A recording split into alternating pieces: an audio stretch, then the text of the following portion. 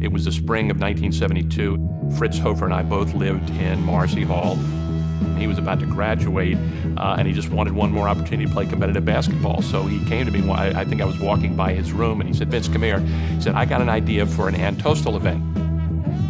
I want to have a sort of a free-for-all basketball tournament, 5-on-5. I want to play in it, and I'd like you to run it."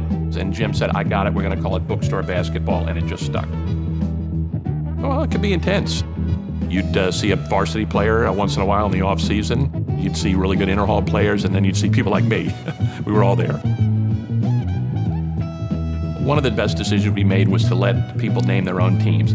Some of them were just flat out hilarious. We weren't necessarily in the Observer on a daily basis, so I think some of the more risque names flew under the radar, if you will.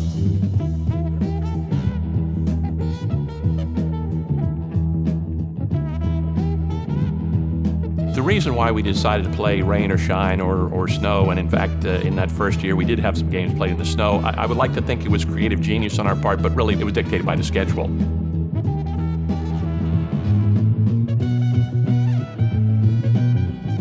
One of the interesting things about the first year was that the NCAA had not yet issued a ruling that varsity players could not play in events like Bookstore Basketball.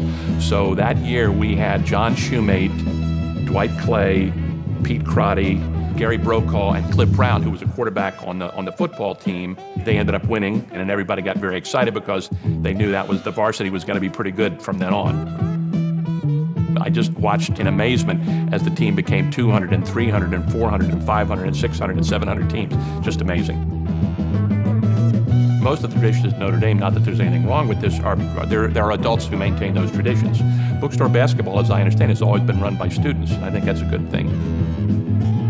Bookstore Basketball really reflects what makes Notre Dame different from a lot of other campuses. There's a camaraderie, there's a spirit. You just have to be here to understand that. And I really think that Notre Dame isn't great because of Bookstore Basketball. Bookstore Basketball is great because of Notre Dame.